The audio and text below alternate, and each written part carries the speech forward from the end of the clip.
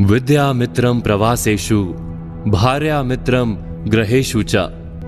ज्ञान से ज्यादा अच्छा और पत्नी से ज्यादा सच्चा मित्र मिलना संभव नहीं। और आज हम बात करेंगे अभिमान के विषय पर एक कहानी के माध्यम से। आइए शुरू करते हैं आज की कहानी। मित्र पति या पत्नी बन पाए तो सौभाग्य, पर यदि पति या पत्नी बनकर भी जीवन साथी मित्र ना रह पाए तो तब उत्पन्न होने वाली पीड़ा दुर्भाग्य सी प्रतीत होती है। तो समस्या के निदान के लिए कारण का ज्ञान आवश्यक है। आज हम दांपत्य पर ग्रहण लगने वाले जिस विषय की बात कर रहे हैं वो बाकी सभी मनोभावों से ज्यादा घातक है। अभिमान।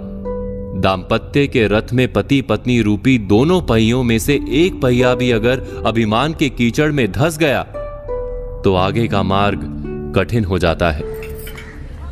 करण और कीर्ति के दांपत्य का रथ भी अभिमान के इसी कीचड़ में धंसता जा रहा था।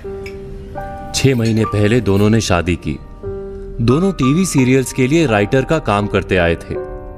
कीर्ति को हालांकि काम के लिए पहचान मिलना अभी बाकी था, पर करण ने राइटिंग के क्षेत्र में काफी नाम कमा लिया था।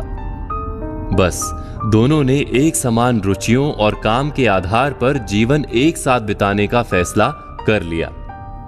पर जिस तरह एक कंबल को दूसरे कंबल से गांठ लगाकर जोड़ना मुश्किल है, रुचियों और व्यक्तित्व में समानता भी सदैव सफल दांपत्य की गारंटी बन पाए ये अनिवार्य नहीं। करण और कीर्ति के बीच भी वही हुआ। जल्द ही उनके दांपत्य जीवन में कठिनाइयां शुरू हो गईं। क्या था करण और कीर्ति में बढ़ती दूरियों और मनमुटाव का कारण? करण और कीर्ति दोनों ही राइटर थे। करण को किस्सा गोई यानी कहानी सुनाने की कला में महारत हासिल थी, तो कीर्ति पटकथा यानी स्क्रीन पे लिखने में मास्टर। पर शादी होते ही उसने खुद को घर गृहस्थी की जिम्मेदारियों से घिरा पाया। उसके साथ घर के 100 कामों की लिस्ट हमेशा तैयार रहती। कहां उसने सोचा था शादी के बाद करण की तरह उसे भी अपनी पहचान बनाने का मौका मिलेगा। लेकिन आशा के विपरीत वो घर गृहस्थी के उत्तरदायित्व में और भी फंसती जा रही थी। किस सोच में पड़ गए आप? कीर्ति की चुनौतियां व्याकुल कर गई ना? पर चुनौतियों का यही कार्य है, मार्ग अवरुद्ध करना। लेकिन जिस तरह छिपा कर रखे गए हीरे जवाहरात पर प्रकाश की एक किरण पड़ते ही आसपास का वातावरण चकाचौंध से भर जाता है, योग्यता को भी अपने प्रदर्शन का अवसर मिल ही जाता है। जल्द ही करण से पता चला कि उसका एक नए टीवी सीरियल का आइडिया चैनल ने चुन लिया है। कीर्ति की योग्यता जिस अवसर की प्रतीक्षा में थी वो अवसर अब आ गया था। लेकिन चैनल का कॉन्ट्रैक्ट देखते ही उसका उत्साह ठंडा पड़ गया। कॉन्ट्रैक्ट में बस करण का नाम था।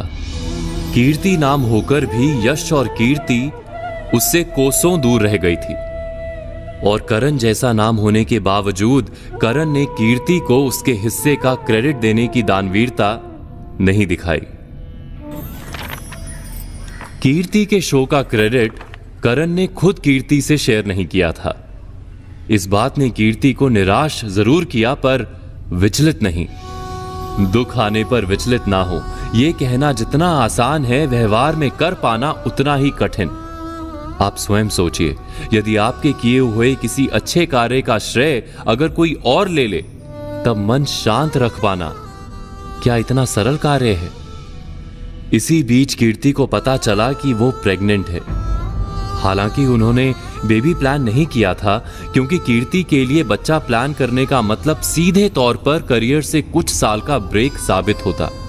पर करण की सोच के विपरीत कीर्ति ने अपने छोटे से परिवार की खुशी के लिए लाइफ में अचानक आया ये मोड़ भी स्वीकार कर लिया। और करण का काम डिस्टर्ब ना हो इसलिए वो मायके चली गई। क्या कीर्ति की कमी का एहसास करण को छू पाया और उसका अभिमान कहां तक टिका रहा? कीर्ति करियर और अपने काम के क्रेडिट की लड़ाई सब कुछ छोड़कर अपनी मां के पास चली गई थी। कीर्ति करण का नाम सार्थक करते हुए उस पर सब कुछ न्योछावर कर रही थी। यही बात करण के अभिमान को चूर चूर कर गई। कुछ अनजाने में तो कुछ परिस्थितियों के अधीन रहकर करण ने कीर्ति के साथ जो कुछ किया, उसकी टीस ने करण को अपने जीवन में कीर्ति की सार्थकता का एहसास करा दिया। कभी कभी किसी को खो देने पर हृदय में उसके प्रति सच्चे प्रेम का अंकुर फूटता है, उसका वास्तविक मोल पता चलता है। जो सहजता से मिल जाए उसका मूल्यांकन अधूरा ही रह जाता है। करण के साथ भी वही हुआ, और फिर इसके बाद जो हुआ उसका पता मायके में बैठी कीर्ति को तब चला जब वो टीवी देख रही थी। तभी एक नया सीरियल शुरू हो गया। शो वही था जिसके कारण उसका करण से झगड़ा हुआ था। तभी क्रेडिट्स में उसका नाम फ्लैश हुआ। Story and screen play Kirti and Karan Singh. Screen पर अपना नाम देखकर कीर्ति का मन पूर्णता से भर गया। यानी जिस अर्धनारीश्वर स्वरूप को स्वयं शिव आत्मसात कर चुके हैं, अक्सर अभिमान की वजह से नारी के समानता वाले उसी स्वरूप की अनदेखी हो जाती है। विचार अवश्य कीजिएगा कि स्त्री की योग्यता स्वीकार करने में बाधा बनने वाला व्यर्थ का अभिमान भला कितना उचित है।